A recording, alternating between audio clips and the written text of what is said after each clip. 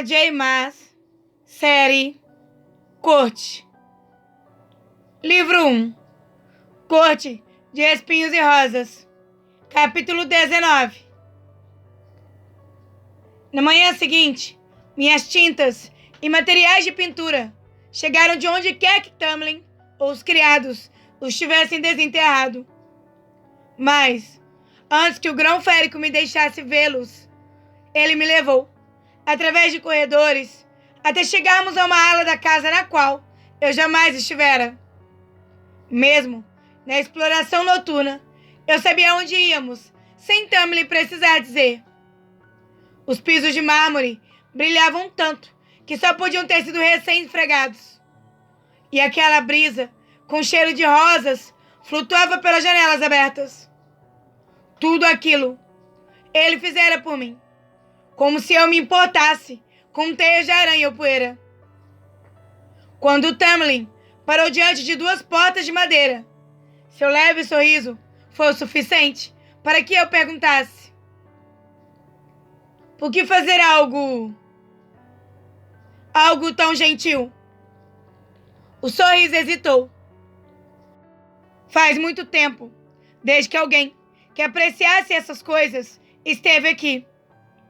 Gosto de vê-las serem usadas de novo. Principalmente quando havia tanto sangue e morte em todas as outras partes da sua vida. Tamlin abre as portas da galeria e perde o fôlego. O piso de madeira pálida reluzia a luz clara e forte que entrava pelas janelas. A sala estava vazia, exceto por algumas poltronas e uns bancos grandes para ver com uma das mãos no pescoço, conforme olhava as pinturas, mal percebi que havia entrado na longa galeria. Tantas, tão diferentes, mas organizadas para fluírem juntas sutilmente. Visões, retratos e ângulos do mundo tão diferentes. Paisagens, retratos, naturezas mortas, cada uma história e uma experiência, cada uma voz gritando, sussurrando ou cantando sobre o que aquele momento, aquela sensação fora. Cada uma era um grito para o vazio do tempo em que tinha estado ali, tinham existido. Algumas foram pintadas por olhos como os meus, por artistas que viam em cores e formas que eu entendia. Outras exibiam cores que eu não havia considerado. Essas carregavam uma perspectiva do mundo que me dizia que olhos diferentes as haviam pintado. Um portal para a mente de uma criatura tão diferente de mim. E ainda assim, olhei para a obra e entendi, e senti, e me importei. Eu nunca soube, disse Tamlin atrás de mim, que humanos eram capazes de... Ele se interrompeu quando me virei. A mão que eu levava ao pescoço deslizava para a altura do peito, onde meu coração rugia com um tipo de alegria e de luto feroz. E humildade sobrepujante. Humildade diante daquela arte magnífica. Tamlin ficou parado à porta, a cabeça inclinada daquele jeito animalesco, as palavras ainda perdidas na língua. Limpei as bochechas molhadas. É, perfeito, maravilhoso, além de tudo que eu pudesse imaginar. Não parecia suficiente. Mantive as mãos sobre o coração. Obrigada, falei. Foi tudo que encontrei para dizer, para mostrar a ele o que aquelas pinturas, o que sequer entrar naquela sala significava. Venha quando quiser. Sorri para ele, mal conseguindo conter a alegria no coração. O sorriso de resposta de Tamlin foi vacilante, mas radiante. E então, ele me deixou para que eu admirasse a galeria como quisesse. Fiquei ali durante horas, até ficar inebriada pela arte, até estar tonta, de fome, e sair perambulando em busca de comida. Depois do almoço, a Alice me mostrou um quarto vazio, no primeiro andar, com uma mesa cheia de telas de vários tamanhos, pincéis, cujas hastes de madeira reluziam a luz perfeita e clara, e tintas, tantas tintas, além das 4 básicas que eu esperava, que perdi o fôlego de novo. E quando Alice foi, e o quarto ficou em silêncio, e à espera, e era totalmente meu, então comecei a pintar. Semanas se passaram. Pintei e pintei. A maioria das coisas horrível e inútil. Eu jamais permitia que ninguém visse. Não importava o quanto Tamlin se intrometesse e Lucien risse de minhas roupas manchadas de tinta. Nunca senti a satisfação de que o trabalho combinava com as imagens impressas em minha mente. Em geral, eu pintava do alvorecer ao crepúsculo. Às vezes, naquele quarto, às vezes no jardim. Os dias se condensaram. De vez em quando, eu fazia uma pausa para explorar as terras primaveris com Tamlin como guia. E voltava com ideias novas que me faziam saltar na cama na semana seguinte, para rabiscar ou anotar as cenas ou as cores conforme as avistara. Mas havia dias em que Tamlin era chamado para enfrentar a mais recente ameaça nas fronteiras. E mesmo pintar não me distraía, até que ele voltasse, coberto de sangue que não era dele. Às vezes na forma animal, às vezes como o grão-senhor. Ele jamais voluntariava detalhes do que havia acontecido. E eu não fazia menção de perguntar. Seu retorno a salvo me bastava. Na própria mansão, não havia sinais de criaturas como os Naga ou Bog, mas fiquei bem longe do bosque, embora eu pintasse muitas vezes de memória. E embora meus sonhos continuassem assombrados pelas mortes que eu havia testemunhado, as mortes que eu havia causado, e por aquela mulher pálida, horrível, me despedaçando.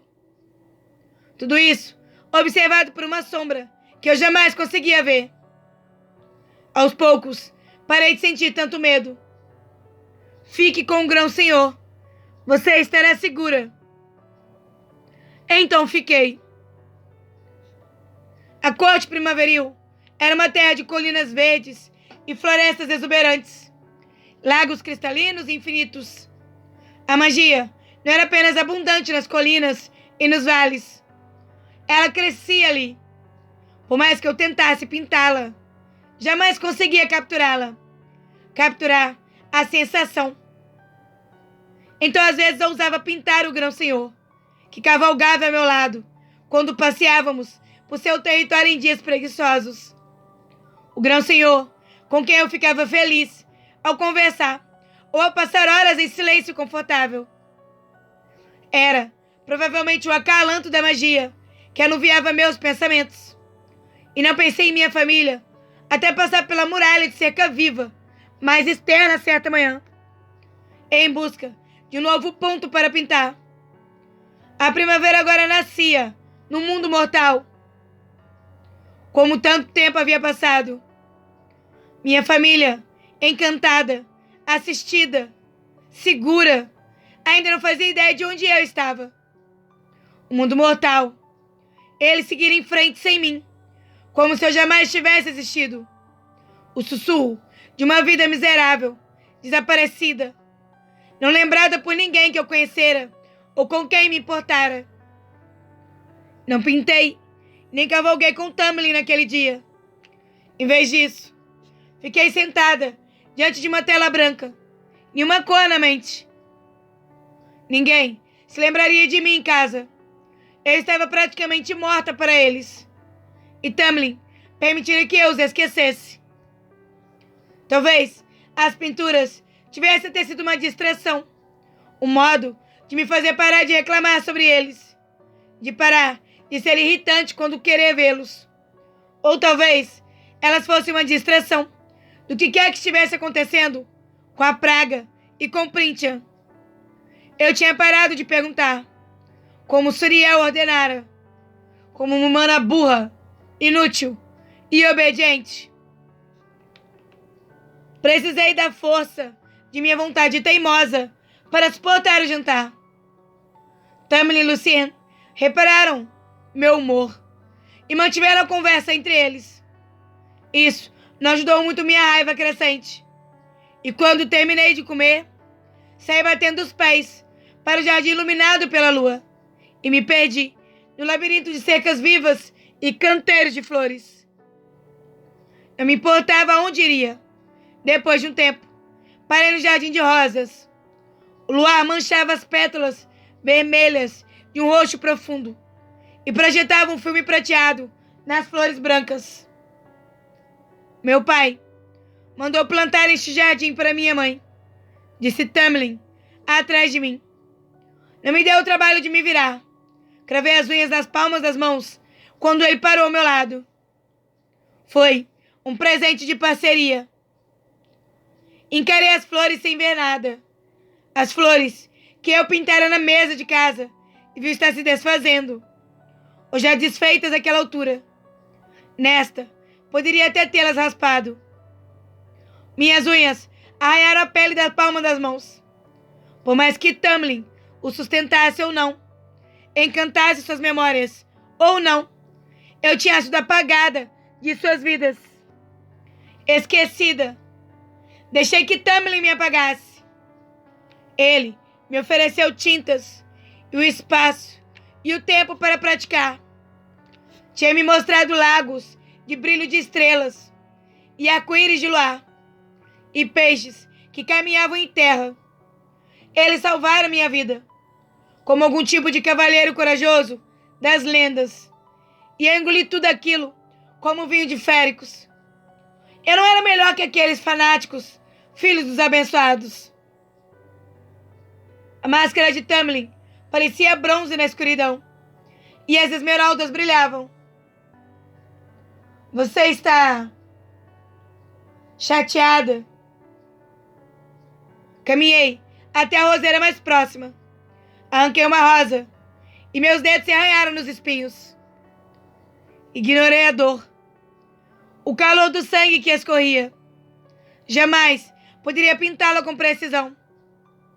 Jamais a retrataria da forma como aqueles artistas nas obras da galeria. Eu jamais poderia pintar o jardinzinho de Elaine do lado de fora do chalé, como me lembrava, mesmo que minha família não se lembrasse de mim. Tamlin não me repreendeu por arrancar uma das rosas de seus pais, que estavam tão ausentes quanto os meus, mas que provavelmente se amaram, e o amaram ainda mais do que os meus se importaram comigo. Uma família que teria se oferecido para tomar o lugar dele caso alguém aparecesse a fim de roubá-lo. Meus dedos ardiam e doíam, mas continuei segurando a rosa quando confessei baixinho. Não sei porque me sinto tão imensamente envergonhada por tê-los deixado. Porque parece tão egoísta e tão horrível pintar. Eu não deveria me sentir dessa forma. Deveria? Eu sei que não, mas não consigo evitar. A rosa pendeu frouxa de meus dedos. Todos aqueles anos, o que fiz por eles, e eles não tentaram impedir que você me levasse. Ali estava a imensa dor que me partiu ao meio quando eu pensava nela por muito tempo. Não sei porque eu esperava que eles, porque acreditei que a ilusão da Puca fosse verdade naquela noite. Não sei porque me dou o trabalho de pensar nisso ainda, ou de me importar. Tamlin ficou em silêncio por tanto tempo que acrescentei. Em comparação a você, suas fronteiras e magia enfraquecida, imagino que minha autopiedade seja absurda. Se ela deixa deprimida, falou Tamlin baixinho, as palavras acariciando meus ossos. Então não acho que seja absurda mesmo. Por quê?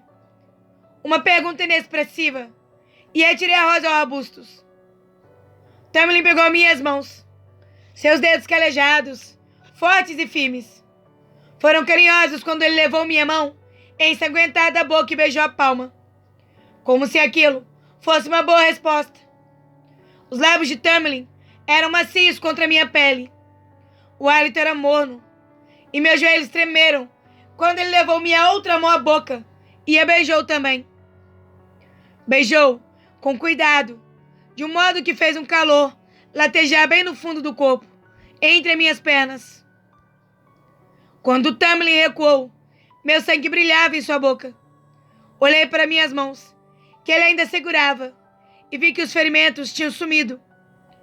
Olhei para o rosto dele de novo, para a máscara de moldura dourada, para a brancura da pele, o vermelho dos lábios cobertos de sangue, quando Tamlin murmurou: "Não se sinta mal, nem um segundo, por fazer o que a faz feliz." Ele se aproximou, soltando uma de minhas mãos para colocar a rosa que eu havia colhido atrás de minha orelha. Não sabia como ela chegara à mão dele, ou para onde tinha ido os espinhos. Não pude evitar insistir. Por quê? Por que fazer isso? Tamlin se aproximou, tanto que precisei inclinar a cabeça para trás para vê-lo. Porque sua alegria humana me fascina. O modo como vivencia as coisas em sua curta existência, tão selvagem, intensamente e tudo de uma vez, é hipnotizante. Sou atraído por isso, mesmo quando sei que não deveria, mesmo quando tento não ser. Porque eu era humana e envelheceria e não me permiti chegar tão longe quando ele se aproximou ainda mais, devagar, como se me desse tempo de me afastar. Tamlin roçou os lábios contra a minha bochecha, suave, morno e carinhoso, de partir o coração. Mal passou de uma carícia, antes que ele endireitasse o corpo. Não me movi desde o momento em que sua boca tocara minha pele. Um dia haverá respostas para tudo, garantiu Tamlin baixinho, soltando minha mão e se afastando. Mas não até que o momento chegue, até que seja seguro. No escuro, seu tom de voz bastou para que eu soubesse que os olhos de Tamlin estavam cheios de amargura. Ele me deixou e inspirei, engasgando, sem perceber que prendi a respiração, sem perceber que desejava seu calor, a proximidade de Tamlin, até que ele tivesse ido embora. A vergonha, permanente pelo que eu havia admitido, pelo que havia mudado entre nós, me fez sair da mansão deprimida depois do café da manhã e fugi para o abrigo do bosque para tomar ar fresco e para estudar a luz e as cores. Levei o arco e as flechas, assim como a faca de caça encrustada de joias que Lucien me dera. Melhor estar armada que ser pega de mãos vazias. Caminhei devagar entre as árvores e os arbustos por menos de uma hora, antes de sentir uma presença atrás de mim, chegando cada vez mais perto, fazendo os animais fugirem em busca de abrigo. Sorri comigo mesma, e 20 minutos depois, me acomodei na reentrância de um olmo alto e esperei. A vegetação farfalhou, pouco mais que uma brisa passando. Mas eu sabia o que esperar. Conhecia os sinais. Um estalo e um rugido de fúria ecoaram pelo território, fazendo os pássaros fugirem. Quando desci da árvore e caminhei para a clareira, apenas cruzei os braços e ergui o olhar para o grão-senhor, pendurado pelas pernas na armadilha que eu havia montado. Mesmo de ponta cabeça, ele deu um sorriso preguiçoso para mim quando me aproximei. Humana cruel. É o que merece por perseguir alguém. Ele riu e me aproximei, bem para ousar passar o dedo pelos sedosos cabelos loiros que pendiam logo acima de meu rosto. admirando as muitas cores, os tons de amarelo e marrom e trigo. Meu coração palpitou e soube que ele provavelmente conseguia ouvir. Mas Tamlin inclinou a cabeça na minha direção, num convite silencioso, e percorri os dedos pelos fios. Com carinho, cuidado. Tamlin ronronou. O som estremeceu meus dedos, meus braços, minhas pernas e meu interior. Imaginei qual seria a sensação daquele som, caso ele estivesse com o corpo pressionado contra o meu, pele contra pele. Recuei. Tamlin dobrou o corpo para cima, em um movimento suave e poderoso, e passou apenas uma garra na trepadeira que eu usara como corda. Inspirei para gritar, mas ele se virou ao cair, aterrissando suavemente de pé. Seria impossível para mim, algum dia, me esquecer do que ele era e do que era capaz. Tamlin deu um passo em minha direção. A risada ainda dançava em seu rosto. Está se sentindo melhor hoje? Murmurei alguma resposta despreocupada. Que bom, disse Tamlin, ignorando ou escondendo o interesse. Mas apenas por precaução, queria lhe dar isso, acrescentou ele, puxando o maço de papéis da túnica e os estendendo para mim. Mordi a parte interna da bochecha, enquanto encarei as 3 folhas de papel. Era uma série de poemas de 5 linhas. Havia 8 deles no total.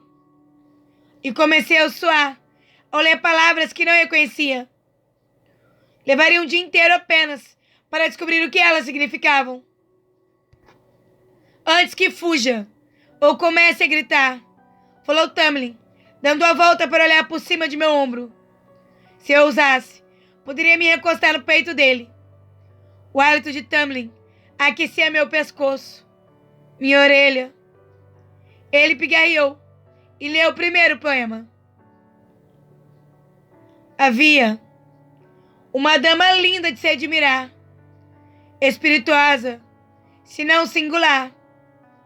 Seus amigos escasseavam, mas os homens se amontoavam, embora todos ela se apressasse em rejeitar. Minhas sobrancelhas se ergueram tão alto que achei que tocariam a linha de meus cabelos. E virei, piscando para ele. Nossas respirações se misturando, quando Tamlin terminou o poema com um sorriso. Sem esperar minha resposta, ele pegou os papéis e se apressou em ler o segundo poema, o qual não era, nem de perto, tão educado quanto o primeiro. Quando Tamlin terminou de ler o terceiro poema, meu rosto estava quente. Ele parou antes de ler o quarto e depois me devolveu os papéis. A última palavra no segundo e no quarto verso de cada poema, disse ele, indicando com o queixo os papéis em minhas mãos. Singular, amontoavam. Olhei para o segundo poema, massacrando, conflagração. Essas são... Comecei a dizer. Sua lista de palavras era boa demais para descartar, e nada boa para poemas românticos. Quando ergui a sobrancelha em uma indagação silenciosa, Tamlin disse: fazíamos concursos para ver quem conseguia escrever as quintilhas mais sujas, enquanto eu vivia na tropa de guerra de meu pai na fronteira. Não gosto muito de perder, então fiz questão de me exceder. Eu não sabia como ele se lembrava da longa lista que eu havia compilado. Nem queria saber. Sentindo que não estava prestes a sacar uma flecha e dispará-la contra ele, Tamlin pegou os papéis e leu o quarto poema, o mais sujo e mais cruel de todos. Quando ele terminou, inclinei a cabeça para trás e gargalhei.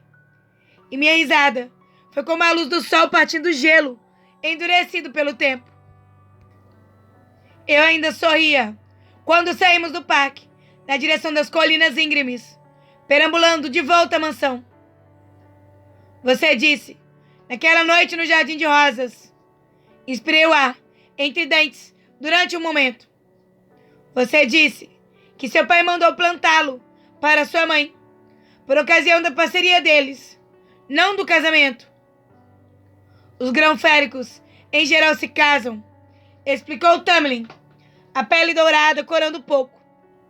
Mas, se forem abençoados, encontrarão seu parceiro, seu igual, aquele com quem combina em todos os sentidos. Grão-féricos se casam sem a ligação da parceria.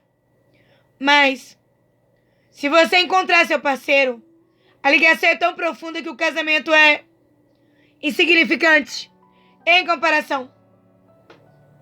Não tive coragem de perguntar se féricos já haviam forjado parcerias com humanos. Em vez disso, ousei indagar. Onde estão seus pais? O que aconteceu com eles? Um músculo se contraiu no maxilar de Tamlin e me arrependi da pergunta, no mínimo devido à dor que cintilou em seus olhos. Meu pai. As garras de Tamlin despontaram no nós dos dedos, mas não se projetaram mais que isso. Eu, definitivamente, tinha feito a pergunta errada. Me intrometera demais. Achei que tinha o direito. Meu pai era tão ruim quanto o de Lucien. Pior. Meus 2 irmãos mais velhos eram exatamente como ele. Tinham escravos, todos eles. E meus irmãos? Eu era jovem quando o tratado foi firmado, mas ainda me lembro do que meus irmãos costumavam. Ele parou de falar. Aquilo deixou uma marca forte bastante para que, quando eu a visse, sua casa, não conseguisse. Não me permitiria ser como eles. Não faria mal à sua família, ou a você, ou a sujeitaria a caprichos féricos. Escravos. Houve escravos aqui. Eu não queria saber. Jamais procurara por traço deles. Mesmo 500 anos depois. Ainda era pouco melhor que uma escrava para a maioria do povo de Tamlin, de seu mundo. Era por isso que ele oferecera a brecha no tratado.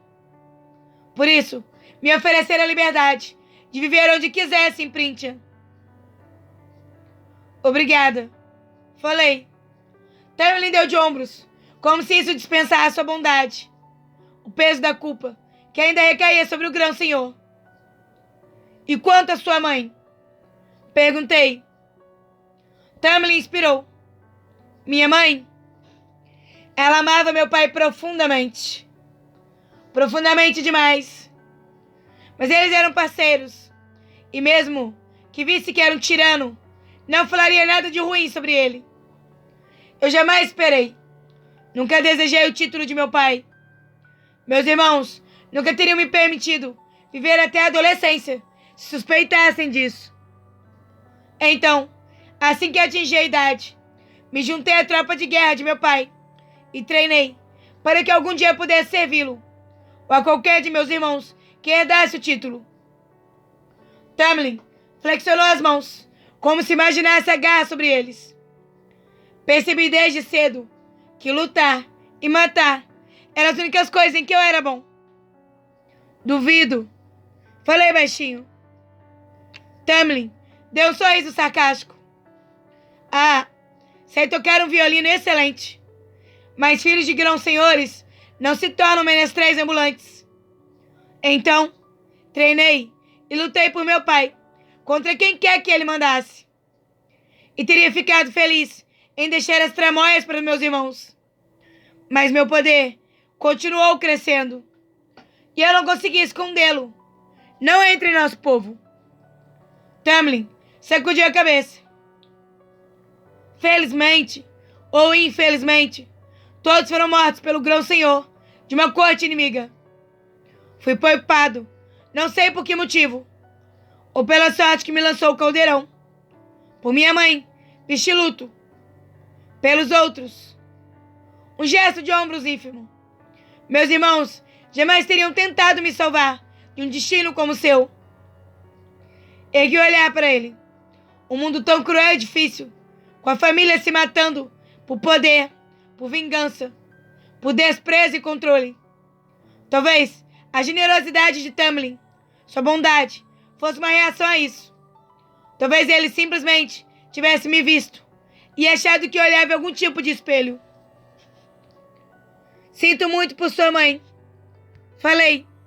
E foi tudo que pude oferecer. Tudo o que ele um dia puder oferecer a mim. Tamlin deu um leve sorriso. Então, foi assim que se tornou o Grão-Senhor. A maioria dos Grão-Senhores é treinada desde o nascimento em boas maneiras, nas leis e nos jogos de guerra da corte. Quando o título recaiu sobre mim, foi uma transição difícil. Muitos dos cortesãos de meu pai preferiram fugir para as outras cortes, a suportar um guerreiro bestial grunhindo para eles.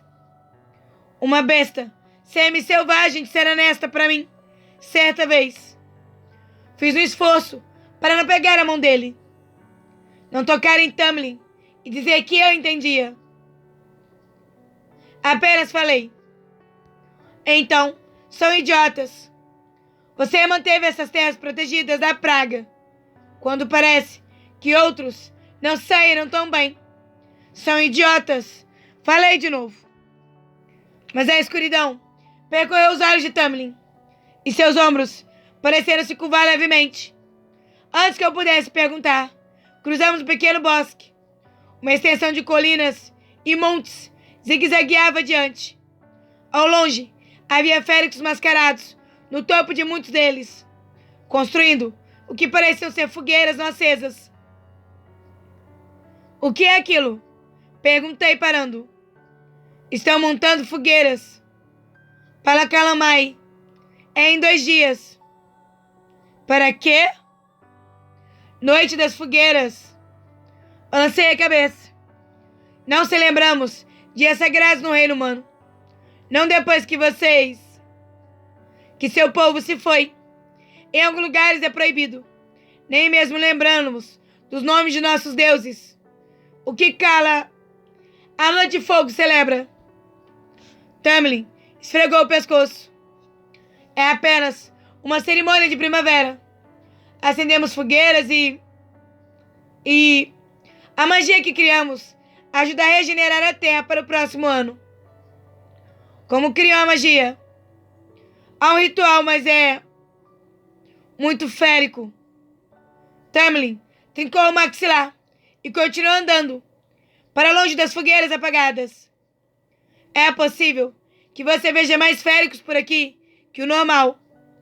Féricos dessa corte e de outros territórios que são livres para cruzar as fronteiras nessa noite. Achei que a praga havia espantado a maioria deles.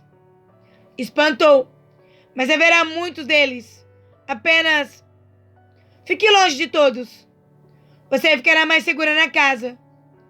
Mas se esbarrarem algum antes de acendermos as fogueiras ao pôr do sol, em 2 dias, ignore-o.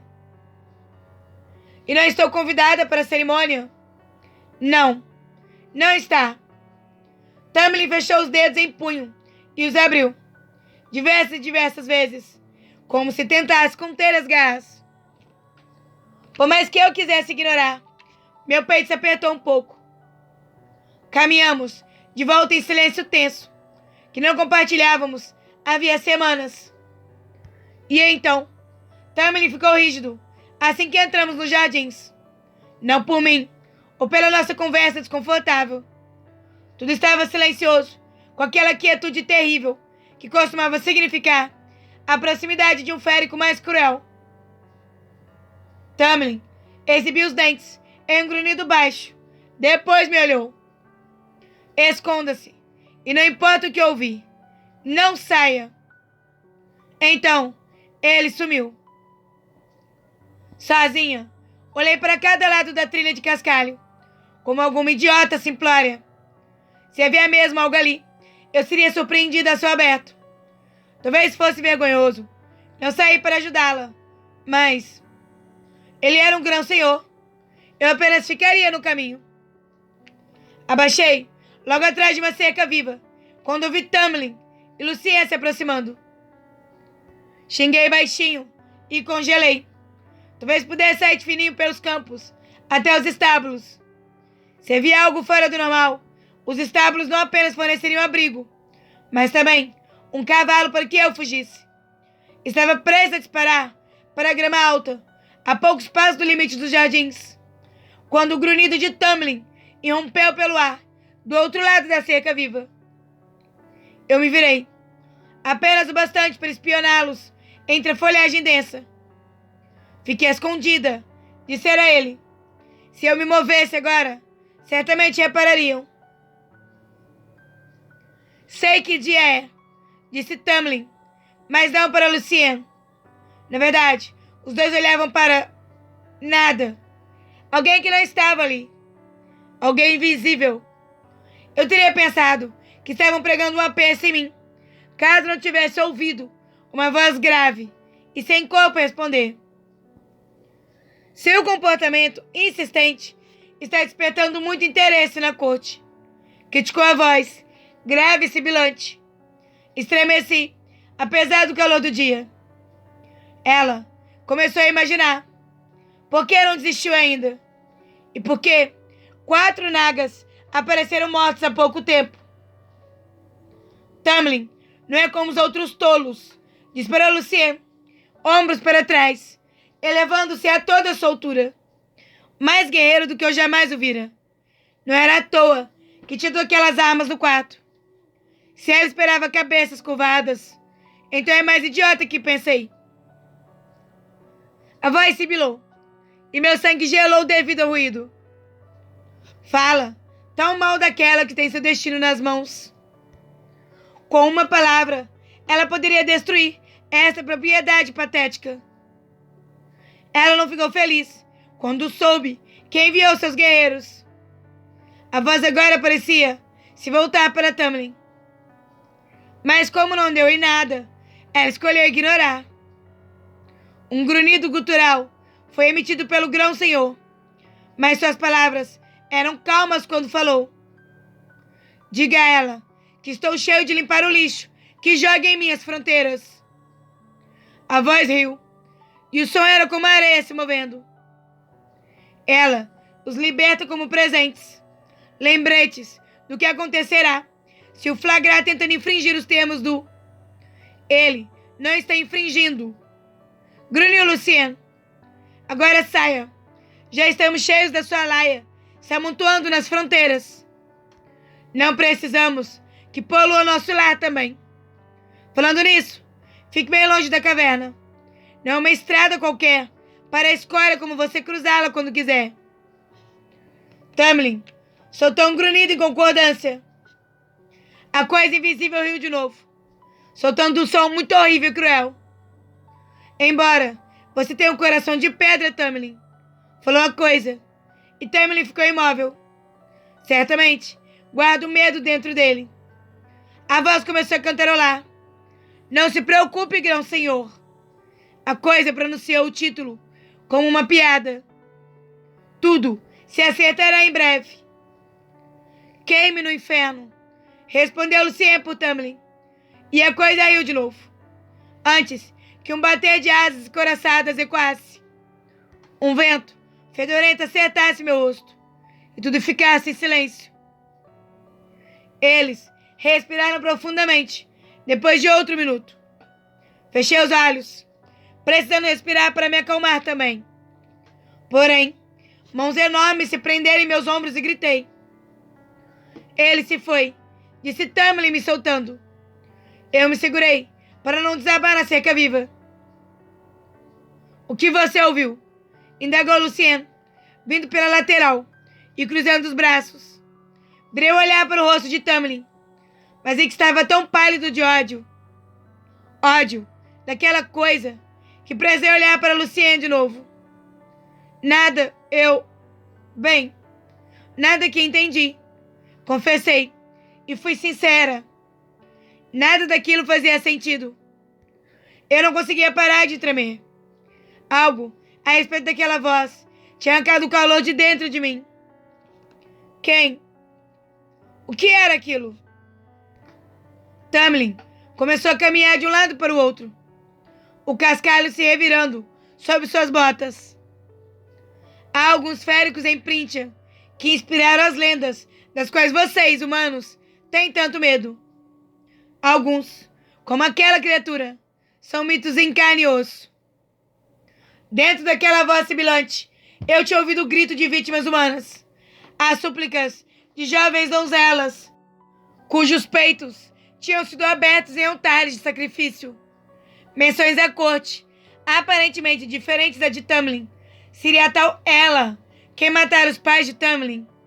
Uma grã senhora? Talvez, em vez de um senhor, considerando quantos grão-féricos eram implacáveis com as próprias famílias, deviam ser como pesadelos para os inimigos. E se haveria guerra entre as cortes, se a praga tinha deixado Tamlin já enfraquecido?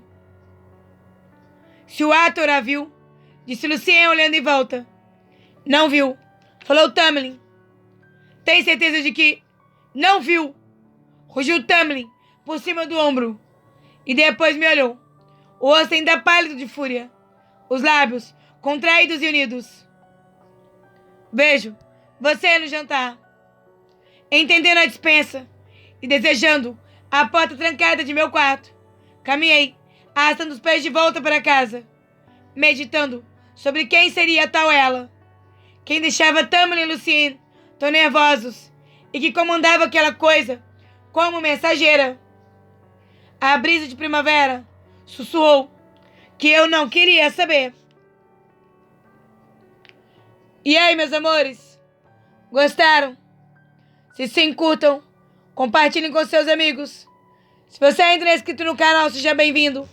Se inscreva, acione o sininho para não perder nenhum capítulo. E me siga no Instagram e no Facebook. O link das minhas páginas estará na descrição, junto com o link do nosso grupo de WhatsApp, caso você queira participar. Beijos e até os próximos capítulos.